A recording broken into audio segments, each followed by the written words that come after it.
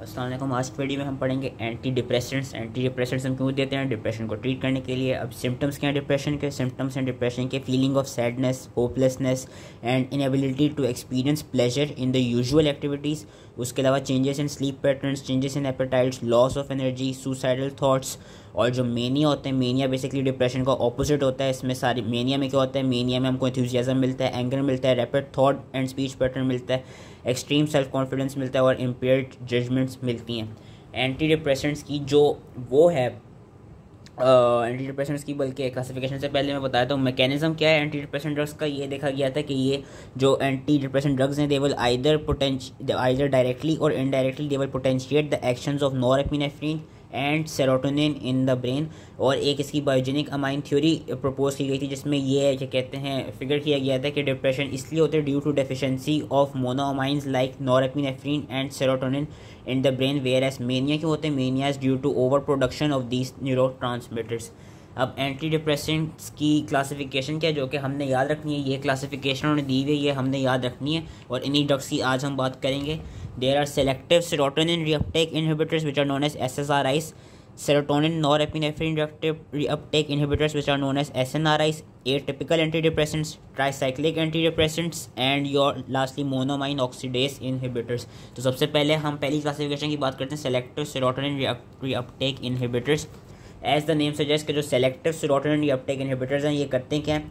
ये basically serotonin की reuptake को इनहिबिट करते हैं और स्पेसिफिकली ये सेरोटोनिन की ही रीअपटेक को इनहिबिट करेंगे। और ये देखा गया कि जो सेलेक्टिव सेरोटोनिन रीअपटेक इनहिबिटर्स हैं इनका जो मैकेनिज्म ऑफ एक्शन होगा वो सिर्फ सेरोटोनिन पे ही होगा। बाकी ये muscarinic receptor, alpha adrenergic receptor और हिस्टामीन कैचमेंट रिसेप्टर इन किसी रिसेप्टर पे ये एक्ट नहीं करते। ये लोग सिर्फ सेरोटोनिन के रिसेप्टर्स पे एक्ट करते हैं and they have largely displaced the tricyclic antidepressant and your monoamine oxidase inhibitors as a drug of choice for treating depression. इसमें जो इनका मेन प्रोटोटाइप ड्रग है जो कि याद रखना है दैट इज़ फ्लोक्सिटीन। फ्लोक्सिटीन के अलावा हमारे पास आ जाता है सिटालोप्रैम। सिटालोप्रैम के पीछे अब ES लगा दें तो बन गया एसिटालोप्रैम। उसके अलावा फ्लूओक्सामीन, पैरोक्सिटीन एंड सर्ट्रालीन। इसमें से अगर 3-4 जिसमें से फ्लोक्सिटीन तो याद रखना ही रखना है क्योंकि ये प्रोटोटाइप ड्रग है। बाकी 2-3 अगर नाम याद हो जाए, जिस तरह मैंने सिटालोप्रैम याद रख लिया और पीछे ES लगा ली तो एसिटालोप्रैम बन गया।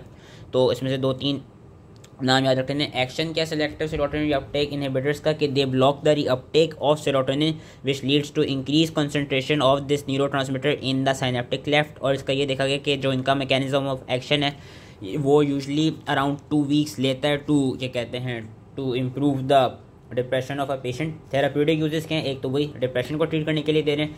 डिप्रेशन के अलावा ये ऑब्सेसिव कंपल्सिव डिसऑर्डर्स को ट्रीट करने के लिए दिए जाते हैं, पैनिक डिसऑर्डर्स को ट्रीट करने के लिए, जनरलाइज एंजाइटी डिसऑर्डर्स को ट्रीट करने के लिए, PTSD को which is known as post traumatic stress disorder उसको ट्रीट करने के लिए, सोशल एंजाइटी डिसऑर्डर्स को, प्री मेंस्ट्रुअल डिस्फोरिक डिसऑर्डर को ट्रीट करने के लिए दिए जाते हैं सारे SSRIs। और उसके अलावा जो फ्लोक्सिटीन है, फ्लोक्सिटीन बुलिमिया नर्वोसा को ट्रीट करने के लिए भी दिया जाता है। इसकी जो फार्माकोकाइनेटिक्स है, फार्माकोकाइनेटिक्स में से जो मेन इंपॉर्टेंट चीज़ याद रखनी है वो याद रखनी है कि जितने भी SSRIs हैं इनकी जो हाफ लाइफ है वो अराउंड 16 to 36 आवर्स है। लेकिन जो फ्लोक्सिटीन है which is a prototype drug उसकी हाफ लाइफ सबसे ज़्यादा होती है। जो उसकी हाफ लाइफ है इट इज़ अबाउट 50 आवर्स और जो उसके मेटाबोलाइट की हाफ लाइफ है that is average around two 10 days.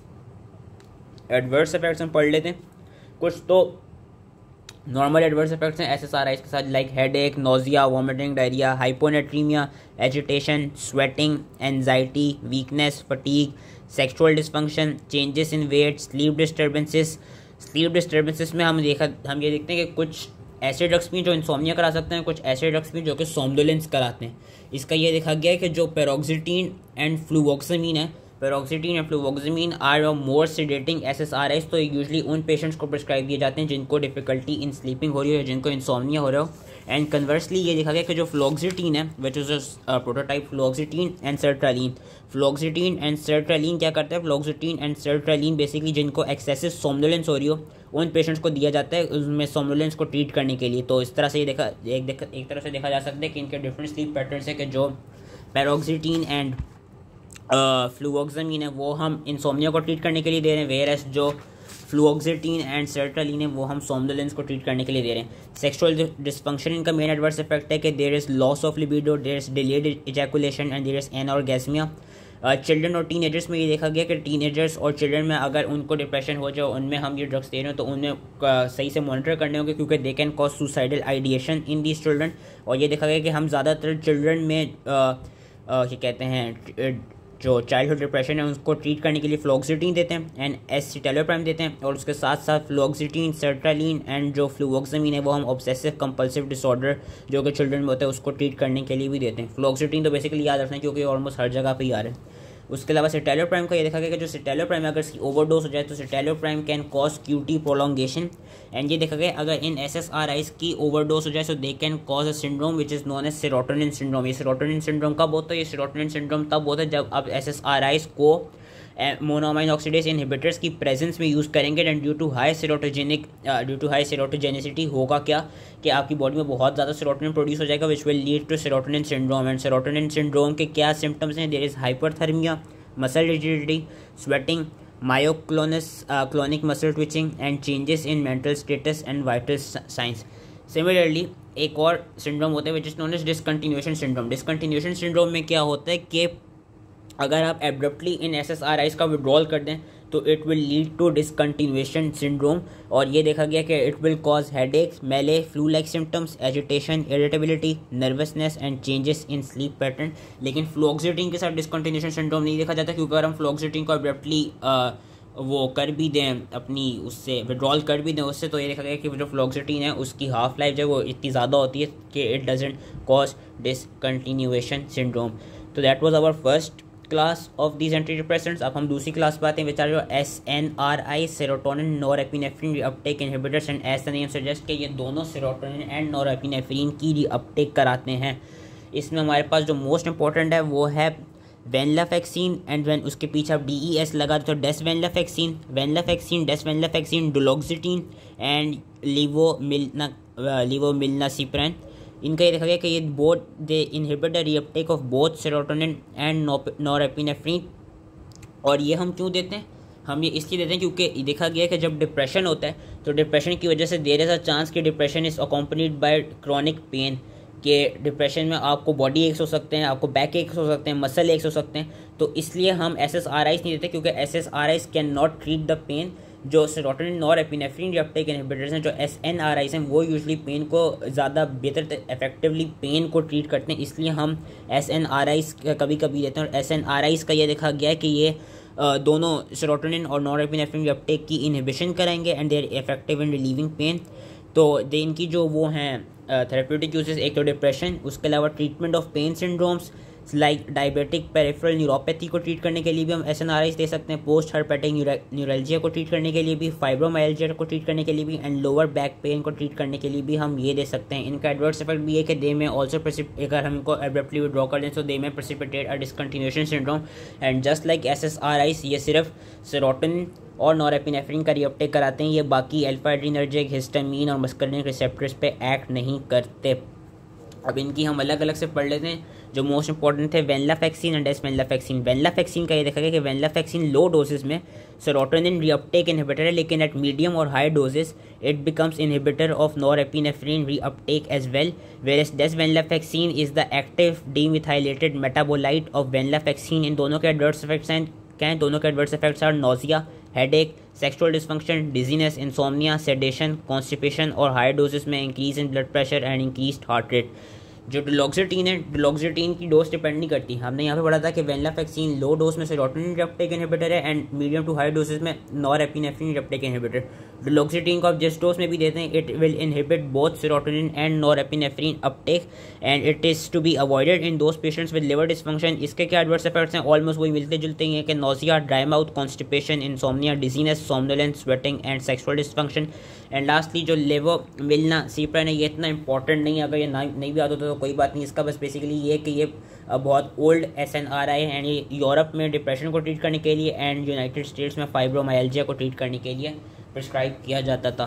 So that was our second class. अब हम थर्ड क्लास पे आते हैं which is atypical anti depressants. इसमें हमारे पास आ जाती हैं ब्यूप्रोपियोन, मीरताज़ापिन, नेफाजोडोन, ट्राजोडोन, विलाजोडोन एंड वोर्टिऑक्सेटिन, जिसमें से ब्यूप्रोपियोन, मीरताज़ापिन एंड जो नेफासोडोन एंड ट्राजोडोन है, ये इंपॉर्टेंट है, ये अच्छा याद रखना है। जो ब्यूप्रोपियोन है, ब्यूप्रोपियोन ये है कि करता क्या है, it is a weak dopamine and norepinephrine reuptake inhibitor. And ये किन पेशेंट्स को दिए जाते हैं, यूजली दोस्त पेशेंट जो कि स्मोकिंग को क्विट करना चाह रहे हो एंड जिनको निकोटीन की निकोटीन के विड्रॉल सिम्टम्स आ रही हो, या किसी पेशेंट में किसी भी चीज़ की क्रेविंग्स डिक्रीज करनी हो, तो उन पेशेंट में ज़्यादातर हम ब्यूप्रोपियोन देते हैं कि it is use for decreasing cravings and attenuating withdrawal symptoms of nicotine in patients trying to quit smoking. इनके साइड इफेक्ट्स क्या हैं, dry mouth, sweating, nervousness, tremor and dose dependent increase risk for seizures. तो जिन patients को भी क्या कहते हैं रिस्क होगा सीजर्स का, या जिन पेशेंट्स को बुलिमिया जो ईटिंग डिसऑर्डर है उसका अगर रिस्क होगा, उन पेशेंट्स में हम ब्यूप्रोपियोन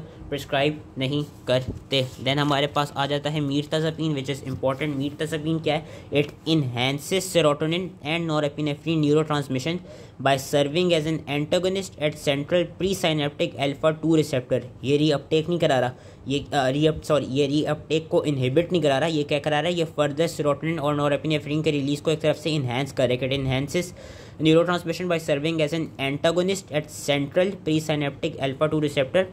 ये करता क्या है कि ये जो सेरोटोनिन के 5 हाइड्रोक्सीटायरामिन 2 रिसेप्टर हैं वहाँ पे एज एंटागोनिस्ट एक्ट करता है, और इसमें सेडेटिंग एक्टिविटीज़ देखी जाती हैं। इसमें हमें सेडेटिव एक्टिविटीज़ क्यों मिलती हैं, क्योंकि ये सेरोटोनिन और नॉरएपिनेफ्रिन के रिसेप्टर के साथ साथ ये जो हिस्टामीन के H1 रिसेप्टर्स हैं उन पे भी एक्ट करता है। एंड ड्यू टू इस anti histaminic effect it also causes sedation. And sedation के अलावा इसके और क्या 2 साइड इफेक्ट्स हैं, इंक्रीज एपेटाइट और वेट गेन। सिमिलरली जो नेफाजोडोन है एंड ट्राजोडोन है, नेफाजोडोन और ट्राजोडोन भी याद रखना है कि ये भी पोटेंट H1 हिस्टामीन के ब्लॉकर्स हैं। और ये क्या हैं, ये दोनों drugs are weak inhibitors of serotonin reuptake, और ये भी जो सेरोटोनिन के पोस्ट साइनेप्टिक 5 हाइड्रोक्सीटायरामिन 2 रिसेप्टर होते हैं वहाँ पे एज ए एंटागोनिस्ट एक्ट करते हैं। इसमें याद रखना है कि जो ट्राजोडोन है, ट्राजोडोन इंसोम्निया को ट्रीट करने के लिए दिया जाता है। एंड ट्राजोडोन का ये है कि ट्राजोडोन का adverse effect is priapism, whereas nefazodone का एडवर्स इफेक्ट इज़ हेपेटोटॉक्सिसिटी। इनकी माइल्ड से मॉडरेट अल्फा रिसेप्टर एंटागोनिज्म भी होती है, जिसकी वजह से ये एक और साइड इफेक्ट क्या करा सकते हैं, ऑर्थोस्टेसिस एंड डिजीनेस। तो हमने पढ़ा कि मीरताज़ापिन और नेफाजोडोन ट्राजोडोन दोनों हिस्टामीन रिसेप्टर्स को भी एक्ट करते हैं, दोनों को भी ब्लॉक कर सकते हैं। जो नेफाजोडोन और ट्राजोडोन है ये क्या है, ये अल्फा एड्रीनर्जिक रिसेप्टर्स पे भी एक्ट करके उनको भी ब्लॉक कर सकते हैं, which will cause side effects of orthostasis and dizziness.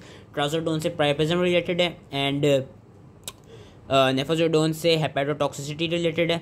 And it is a weak inhibitor of serotonin reuptake, whereas जो मीरताज़ापिन था it was enhancing serotonin and norepinephrine neurotransmission. फिर हमारे पास आ जाता है विलासोडोन। इसका अगर नहीं भी याद हो तो कोई इतनी बड़ी बात नहीं। विलासोडोन का यही कि बस ये सेरोटोनिन रीअपटेक इनहिबिटर है एट 5 हाइड्रोक्सीटायरामिन 1A रिसेप्टर, उसमें एज अ पार्शियल एगनिस्ट काम करता है। और इसकी ये कि जो इसका साइड इफेक्ट है they are similar to SSRIs। And आपका लास्टली आ जाता है वॉर्टिऑक्सिटीन। वॉर्टिऑक्सिटीन का भी यही है कि ये इसके side effects nausea, constipation and sexual dysfunction है। एंड ये भी एक तरफ से क्या करा रहा है, जो सेरोटोनिन रीअपटेक की इनहिबिशन करा रहा है by acting as agonist in 5 hydroxytyramine 1A, 5 hydroxytyramine 3 and as antagonist in 5 hydroxytyramine 7। तो विलासिडोन और वॉर्टिऑक्सिटीन अगर नहीं भी याद होता, उसके फंक्शन ना भी होते तो कोई इतनी बड़ी बात नहीं। जो शुरू के चार्ट है ब्यूप्रोपियोन, मीरताज़ापिन, नेफाजोडोन, ट्राजोडोन, ये याद कर लेने। अब हम आते हैं अपनी second last class of anti depressant drugs, which is your tricyclic anti depressants. Tricyclic anti depressants का वही बिल्कुल वैसा ही एक्शन है जिस तरह SNRIs का था कि ये inhibit norepinephrine and serotonin uptake into the pre synaptic neuron, लेकिन ये अब ज़्यादातर यूज़ नहीं होती due to their adverse effects, इनकी मैं आगे बात करूँगा। ट्राईसाइक्लिक एंटी डिप्रेसेंट में जो इसका प्रोटोटाइप है जो कि याद रखना है, दैट इज़ इमीप्रामीन। इमीप्रामीन के अलावा और कौन से ड्रग्स हैं, क्लोमीप्रामीन, टीमीप्रामीन, इमीप्रामीन का मेटाबोलाइट देसीप्रामीन, एमिट्रिप्टिलीन और एमिट्रिप्टिलीन का मेटाबोलाइट नॉरट्रिप्टिलीन, उसके अलावा डॉक्सिपिन, एंड देन हमारे पास प्रोट्रिप्टिलीन आ जाता है। एंड ऑल्सो हमारे पास कुछ टेट्रासाइक्लिक एंटी डिप्रेसेंट्स होते हैं जिनको हम इसी क्लास में रखते हैं, जिसमें मेप्रोटिलीन एंड एमोक्सापिन आ जाते हैं। ये दोनों टेट्रासाइक्लिक एंटी डिप्रेसेंट है, लेकिन हम इन दोनों को भी ट्राईसाइक्लिक एंटी डिप्रेसेंट की क्लास में ही डालते हैं, जो इमीनापिन है। एंड ये जो शुरू के जो ये वाले अमीन्स हैं, अगर ये नहीं भी आता तो कोई बात नहीं, लेकिन these imipramine, clomipramine, trimipramine, these are your tertiary amines, whereas your desipramine and nortriptyline, these are your secondary amines. इनका मैकेनिज्म ऑफ एक्शन क्या है? मैकेनिज्म ऑफ एक्शन वही है कि they are potent inhibitors of neuronal reuptake of both norepinephrine and serotonin in the pre synaptic nerve terminals.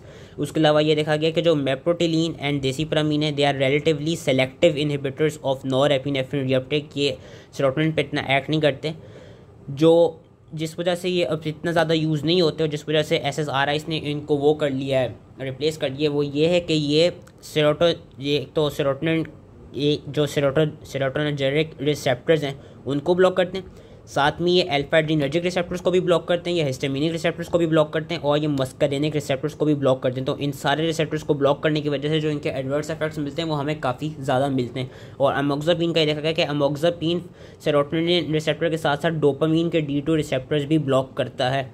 जो actions हैं, actions इनके usually with in 2 weeks में क्या कहते हैं हमको मिल जाते हैं। 50 to 70% इंडिविजुअल्स में ये मूड को इम्प्रूव कर लेते हैं। थेराप्यूटिक यूजेस इनका यही है कि मॉडरेट टू सीवियर डिप्रेशन में दिए जाते हैं, पैनिक डिसऑर्डर में दिए जाते हैं। उसके अलावा इमिप्रामीन का ये देखा गया कि imipramine as a alternative to desmopressin use हो सकता है। एंड जो इमिप्रामीन है वो उन चिल्ड्रन में जिनको बेड वेटिंग का मसला उनमें ट्रीटमेंट के लिए यूज़ होता है। Whereas Amitriptyline is used to prevent migraine headache and treat chronic pain syndromes, whereas doxepin is also used to treat insomnia. अब इनके एडवर्स इफेक्ट्स आ जाते हैं। एडवर्स इफेक्ट्स इनके काफ़ी ज़्यादा हैं जो कि यहाँ दिए हुए भी हैं, और वो क्यों है? क्योंकि ये काफ़ी रिसेप्टर्स को ब्लॉक कर रहे हैं कि due to blockage of muscarinic receptors हमको एंटीकोलिनर्जिक इफेक्ट्स मिलते हैं, like blurred vision, xerostomia, urinary retention, sinus tachycardia, constipation and aggravation of angle closure glaucoma. उसके अलावा ये can also cause life threatening arrhythmias in overdose situation. जब ये alpha adrenergic receptors को block करेंगे so they will cause orthostatic hypotension, dizziness and reflex tachycardia. And जब ये histamine H1 receptors को ब्लॉक करेंगे so they will cause sedation. And उसके अलावा ये लोग वेट गेन भी कराते हैं। और इनकी जो थेराप्यूटिक इंडेक्स है दैट हैज़ ऑल्सो बीन, वो भी काफ़ी नैरो है, तो इसलिए इनको आजकल इतना यूज़ नहीं किया जाता। फिर हमारे पास लास्ट क्लास आ जाती है दैट इज़ जो मोनोमाइन ऑक्सीडेज इनहिबिटर। अब मोनोमाइन ऑक्सीडेज एक एंजाइम होता है जो कि एक माइटोकॉन्ड्रियल एंजाइम है जो कि नर्व टिश्यूज़ में और डिफरेंट टिश्यूज़ लाइक गट और लिवर के अंदर प्रेजेंट होता है। इसका फंक्शन क्या होता है? इसका फंक्शन यही होता है कि ये जो भी हमारे न्यूरोट्रांसमीटर्स हैं लाइक नॉरएपिनेफ्रिन, डोपामीन, सेरोटोनिन, उन सबको ये डिग्रेड करता है और जो भी एक्सेसिव न्यूरोट्रांसमीटर हैं उनको इनएक्टिवेट कर देता है ताकि वो जो न्यूरोट्रांसमीटर्स हैं ये लीक ना करें। अब होगा क्या? जब हम मोनोमाइन ऑक्सीडेज इनहिबिटर देंगे तो ये जितने भी न्यूरोट्रांसमीटर्स हैं इनकी डिग्रेडेशन हो नहीं पाएगी। जब इन न्यूरोट्रांसमीटर्स की डिग्रेडेशन हो नहीं पाएगी तो उसकी वजह से होगा क्या? These neurotransmitters which are your norepinephrine, dopamine and serotonin, they will accumulate in the pre synaptic neuron and then they will leak into synaptic spaces. जो कि उन्होंने यहाँ फिगर्स में दिखाया है कि नॉर्मली जब एंजाइम एक्ट कर रहा है तो कोई इतना अफेक्ट नहीं आ रहा, सही से साइनेप्टिक वेसिकल से अपने हमारे वो निकल रहे हैं, न्यूरोट्रांसमीटर्स निकल रहे हैं एंड वो अपने रिसेप्टर्स पे एक्ट कर रहे हैं। लेकिन जैसे ही हमने मोनोमाइन ऑक्सीडेज इनहिबिटर दिए उसकी वजह से इनकी डिग्रेडेशन नहीं हो पाई और ये ज़्यादा से ज़्यादा साइनेप्टिक वेसिकल्स में अकोमुलेट करते रहेंगे, जिसकी वजह से फिर ये लीक करने लग जाएंगे साइनेप्टिक क्लेफ्ट में, और लीक करने से ये अपने रिसेप्टर्स पे ज़्यादा से ज़्यादा एक्ट करेंगे, जिसकी वजह से हमको फिर ज़्यादा से ज़्यादा वो उनसे रिलेटेड डिफरेंट रिस्पॉन्सेस मिलेंगे। तो इसमें हमारे पास कौन से आ जाते हैं? हमारे पास ड्रग्स आ जाते हैं फेनेल्जीन, ट्रेनाइलसाइप्रोमीन, आइसोकार्बोक्सिलेट एंड सैलेजिलीन। सैलेजिलीन को हमने एंटी पार्किंसन ड्रग्स में भी पढ़ा था। फेनेल्जीन एंड सैलेजिलीन से ज़्यादा ईजिली याद हो गया था। इसका मैकेनिज्म ऑफ एक्शन क्या? मैकेनिज्म ऑफ एक्शन ये है कि जो मोनोमाइन ऑक्सीडेज इनहिबिटर हैं, for example phenelzine, it would form a stable complex with the enzyme which is monoamine oxidase, and it will irreversibly inactivate the monoamine oxidase, which would result in increased stores of norepinephrine, serotonin and dopamine within the neuron, and then subsequently diffusion of excess neurotransmitters into the synaptic space. और इसमें ये याद रखना है कि जो monoamine oxidase inhibitor हैं इनकी ड्रग इंटरेक्शन के साथ साथ इनकी ड्रग फूड इंटरेक्शंस भी होती हैं। वो ड्रग फूड इंटरेक्शंस क्यों होती हैं वो मैं भी एडवर्स इफेक्ट्स में ज़्यादा अच्छी तरह से बताऊंगा। ड्रग फूड इंटरेक्शंस इनकी इसलिए होती हैं क्योंकि ये देखा गया कुछ फूड्स ऐसे होते हैं जिनके पास टायरेमीन होता है, और मोनोमाइन ऑक्सीडेज का जो मोनोमाइन ऑक्सीडेज लिवर या गट के अंदर प्रेजेंट होता है उसका ये फंक्शन होता है कि वो वहाँ पे टायरेमीन को, जो टायरेमीन कंटेनिंग फूड्स होते हैं उनमें से वो टायरेमीन को वो करता है, डिग्रेड कर देता है। अब जब मोनोमाइन ऑक्सीडेज इनहिबिटर्स देंगे तो उसकी वजह से होगा अगर कोई पेशेंट टायरेमीन कंटेनिंग फूड्स खाए तो उसका टायरेमीन जब वो डिग्रेड हो नहीं पाएगा, और जब टायरेमीन डिग्रेड हो नहीं पाएगा तो टायरेमीन विल कॉज एडवर्स इफेक्ट्स, जो कि मैं अभी एडवर्स इफेक्ट्स में बताता हूँ। एक्शंस इसके क्या हैं? एक्शन इसके ये हैं कि जो सेलेज बेसिकली यही डिप्रेशन को ट्रीट करने के लिए दिए जा रहे हैं। सेलेजिलिन और ट्राइसाइप्रोमीन का ट्रेनाइल साइप्रोमीन का ये देखा गया कि they have amphetamine like stimulant effect which में प्रोड्यूस एजिटेशन और insomnia. Therapeutic use is indicated for depressed patients who are unresponsive or intolerant to other antidepressant। और ये याद रखना है कि monoamine oxidase inhibitors they are जो last line considered as last line agents in treatment setting से फ़ौरन नहीं दे दिए जाते। अगर कोई भी ड्रग एक्ट ना कर पाए देन हम मोनोमाइन ऑक्सीडेज इनहिबिटर पर आते हैं। अब हम एडवर्स इफेक्ट्स की बात करते हैं। एडवर्स इफेक्ट्स की जो मैंने भी थोड़ी देर पहले स्टोरी बताई थी वही कि अगर हम टायरीमीन कंटेनिंग फूड्स खाएं like as cheese meats liver pickled smoked fish या रेड वाइन तो उसकी वजह से होगा क्या those individuals which are receiving monoamine oxidase inhibitor they would be unable to degrade टायरीमीन।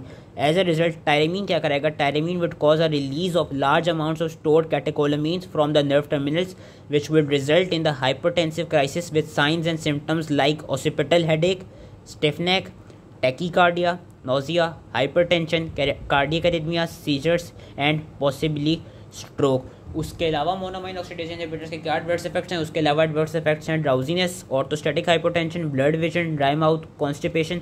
और ये चीज़ याद रखनी है कि कभी भी सेलेक्टेड सेरोटोनिन रिएप्टेक इनहिबिटर्स को कभी भी SSRIs को हमने मोनोमाइन ऑक्सीडेज इनहिबिटर्स के साथ नहीं देना, क्योंकि अगर हम वो देंगे तो it would increase the risk of having serotonin syndrome.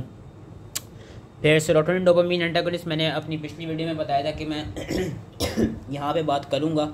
जब मैं एंटीसाइकोटिक वीडियो पढ़ी थी कि हमने एंटीसाइकोटिक ड्रग्स में ये पढ़ा था कि कुछ सेकंड लाइन जो सेकंड जनरेशन एंटीसाइकोटिक ड्रग्स थे जो एटिपिकल एंटीसाइकोटिक्स थे they can be use as a adjunct in treatment depression. उसी का उन्होंने यहाँ पे जिक्र किया हुआ है कि सम जो एरिपिप्राजोल हैं ब्रेक्सपीप्राजोल एंड क्विटापिन है they can use as a adjunctive treatment with anti depressions and they can treat depression. And lastly हमारे ये थे सारे एंटी डिप्रेसेंट्स, ये सारी क्लासिफिकेशन थी एंटी डिप्रेशन ड्रग्स की जो हमने पढ़ ली है, ये याद रखनी है। अब हम आते हैं अपनी लास्ट उस पे which is treatment of bipolar disorder. Treatment of bipolar disorder में एक ड्रग जो कि हर हाल में याद रखना है वो याद रखना है lithium. Lithium is used actually and prophylactically for managing bipolar patients और ये 60 to 80% ऑफ पेशेंट्स में मेनिया को ट्रीट कर लेता है। इसका मैकेनिज्म ऑफ एक्शन अभी तक से अननोन है। इसका थेरेप्यूटिक इंडेक्स एक्सट्रीमली लो है। इससे रिलेटेड एडवर्स इफेक्ट्स बहुत सारे हैं। कॉमन एडवर्स इफेक्ट्स कौन कौन से हैं? Headache, dry mouth, polydipsia, polyuria, polyphagia, GI distress, fine hand tremor, dizziness, fatigue, dermatological reaction, sedation. And अगर इसकी टॉक्सिसिटी हो जाए, लिथियम की हाई डोजेस हो जाए, हाई प्लाज्मा लेवल्स हो जाए, तो it will lead to ataxia, slurred speech, coarse tremors, confusion, conversion, thyroid functions को डिक्रीज करेगा। और ये है कि lithium is excreted renally, lithium का लिवर से कोई ताल्लुक नहीं होता। तो अगर किसी पेशेंट को हेपेटिक इम्पेयरमेंट भी है उन पेशेंट में हम लिथियम दे सकते हैं कंपेयर टू दोज पेशेंट जो कि रीनली इम्पेयर्ड हों। जो कि रीनली इम्पेयर्ड होंगे वो ऑब्वियसली लिथियम को सही से एक्सक्रीट कर नहीं पाएंगे। जब लिथियम सही से एक्सक्रीट हो नहीं पाएगा तो इट विल फर्दर उसकी टॉक्सिसिटी बढ़ जाएगी और ये सिम्टम्स हमको सारे मिलेंगे। तो इसलिए अगर कोई पेशेंट हेपेटिक इम्पेयरमेंट का है और उसको मेनिया या बाइपोलर डिसऑर्डर हो रहा है तो उस पेशेंट में भी हम लिथियम एज अ ट्रीटमेंट दे सकते हैं। उसके अलावा और कौन से ड्रग्स हम ट्रीटमेंट के लिए देते हैं? कुछ एंटी एपिलेप्टिक ड्रग्स हैं जो कि हम पहले पढ़ चुके हैं, कार्बामेज़ेपिन, वैल्प्रोइक एसिड, लेमोट्रिग्नीन। उसके अलावा सम एटिपिकल एंटीसाइकोटिक्स जो कि मैंने पिछली वीडियो में बता दी थी, क्वाटियापिन और लुरासिडोन, ये भी मेनिया को और बाइपोलर डिसऑर्डर को ट्रीट कर सकते हैं। तो इसमें बाइपोलर डिसऑर्डर में मेन चीज़ जो याद रखनी वो थी लिथियम। और वैसे जो एंटी डिप्रेसेंट्स हैं वो मैंने पढ़ा दिए हैं, उनकी क्लासिफिकेशन हर हाल में याद रख लेनी है। और सेरोटोनिन सिंड्रोम का पता होना चाहिए। कभी कभी सेरोटोनिन सिंड्रोम पे ही सिर्फ सवाल आ जाता है, तो सेरोटोनिन सिंड्रोम का पता होना चाहिए क्या होता है, क्यों होता है, due to combination of SSRIs and monoamine oxidase inhibitors, and उसमें क्या क्या हमको एडवर्स इफेक्ट्स मिलते हैं। ये इसकी क्लासिफिकेशन थी। आई होप इसलिए समझ में आ गया हो। Thank you.